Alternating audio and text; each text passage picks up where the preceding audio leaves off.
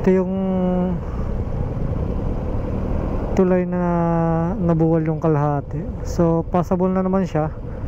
Yun nga lang, talagang bigayan yung sakyan para makadaan lahat.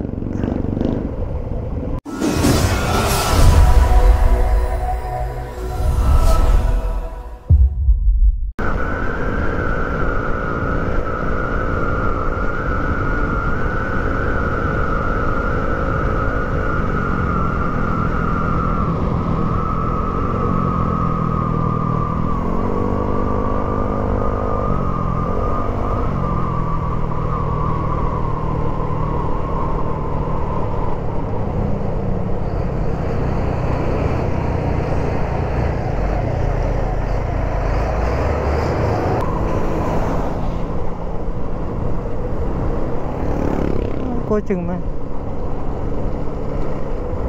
Ha? Daming kotse oh. Puro BYD.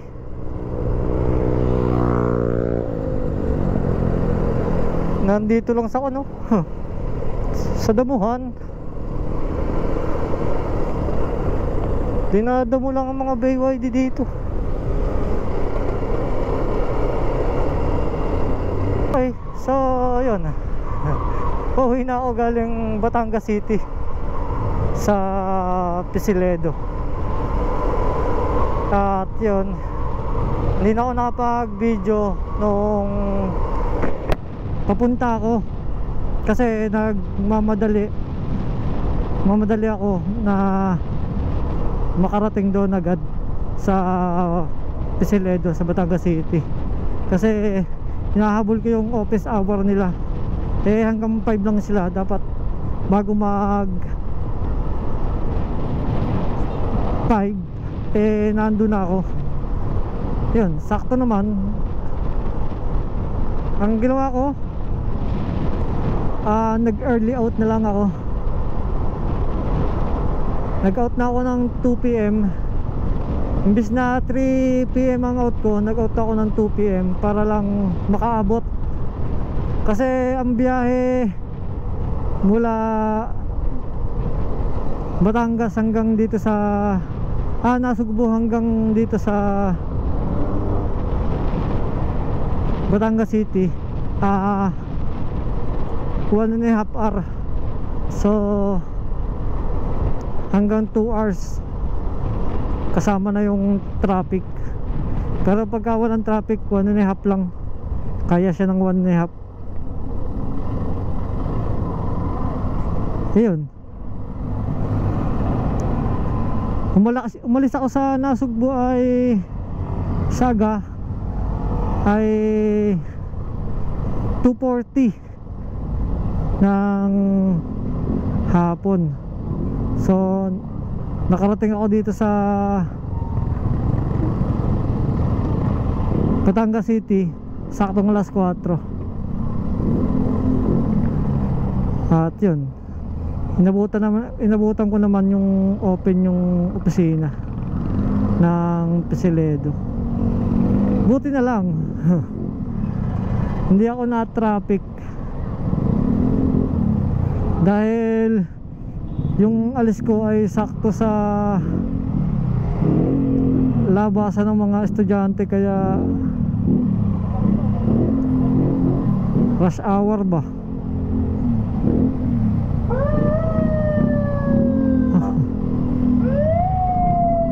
Sinalubong na ng pulis.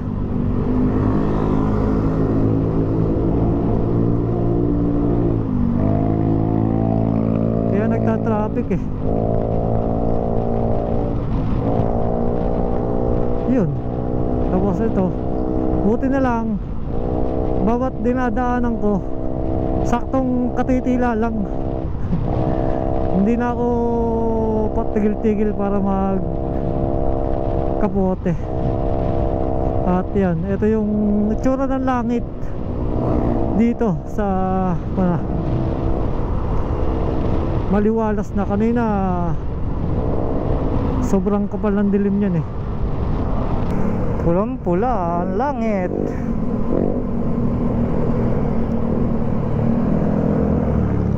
Dito na ako sa Lemery.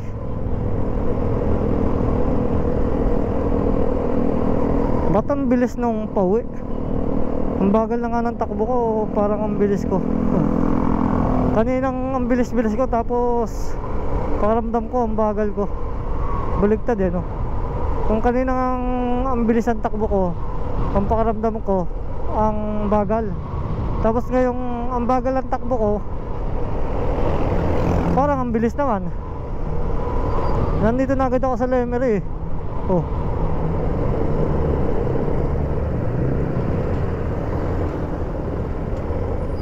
Nakuung-ung na kasi. Bigay na natin. Papasok ko ng ospital.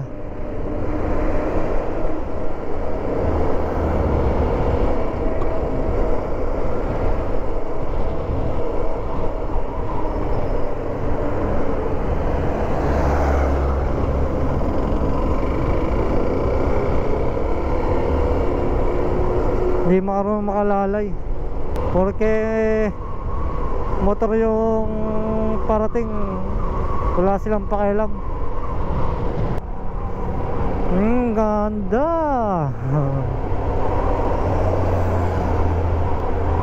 Tanong na tanong mo yung babaw ng bundok Doon tayo akit tayo doon. Dito na ako sa Lemery. Dito madalas magbaha pag malakas ang ulan. Yung mga kanal natabunan ng mga lupa. Uy. Kaya hindi na makadaloy na maganda yung tubig pag umuulan. Kaya naapaw ang tubig. Dahil dyan sa yung mga lupang yan sa may tabi-tabi, yan yung dahil nung bumaha nung nakaraan, nung kalakasan ng ulan.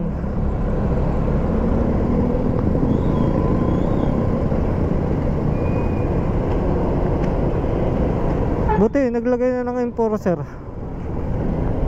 Kanina walang enforcer ito kanya-kanya Kanina kanya-kanyang lusot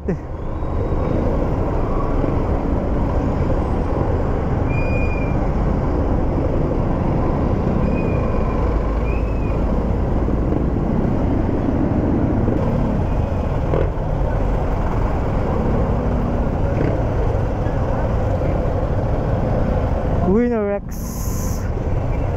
double overhead cam. Ito na ako. Ayoko nang sumiksik dyan, baka ako'y maipit pa.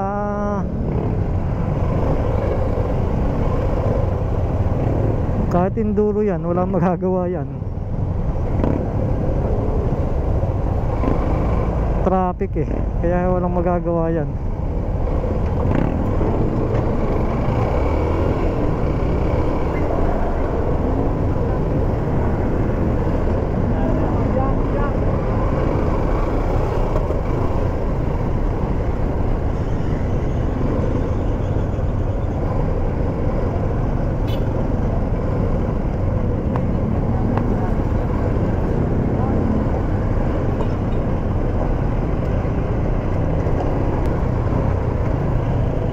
Dito ako dumaan, pero kanina nung nagmamadali ako, parang hindi ko naramdamang dumaan ako dito kanina.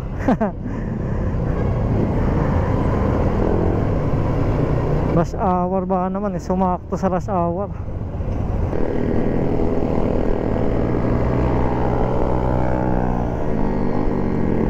Okay, pakiyat na tayo ng boundary. Nandito na tayo. Madadaanan natin yung mga kalsadang gumuho.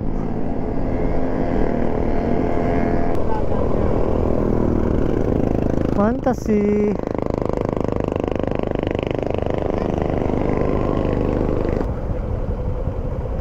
Ito yung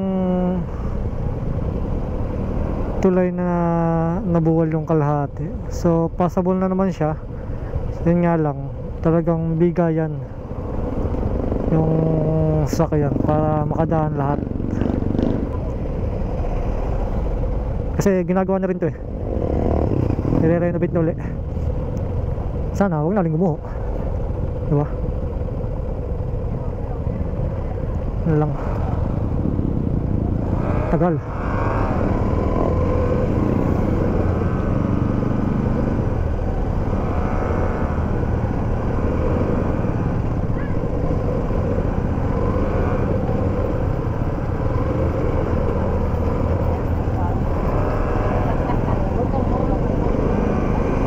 May pakalog.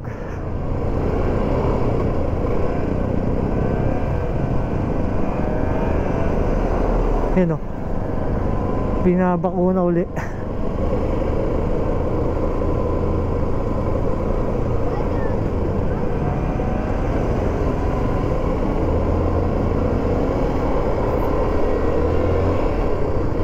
Kanyahan pakalog ah.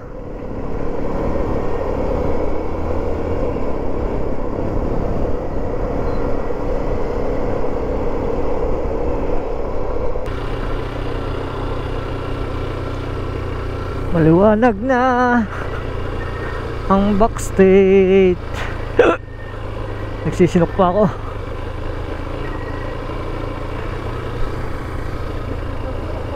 Yan, salamat sa nagpagawa nito.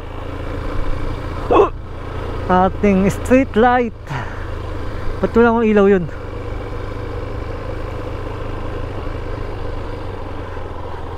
May liwanag na.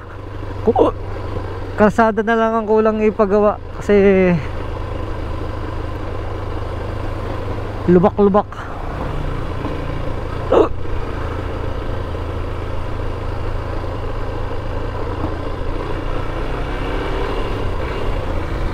Solar.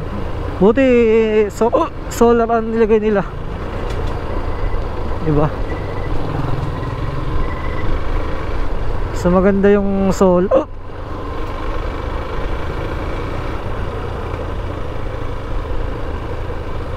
No, buong Purok Uno maliwanag na.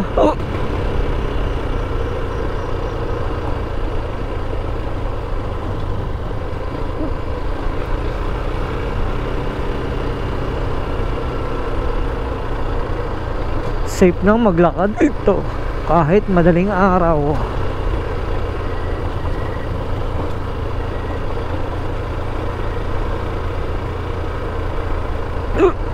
Yeah.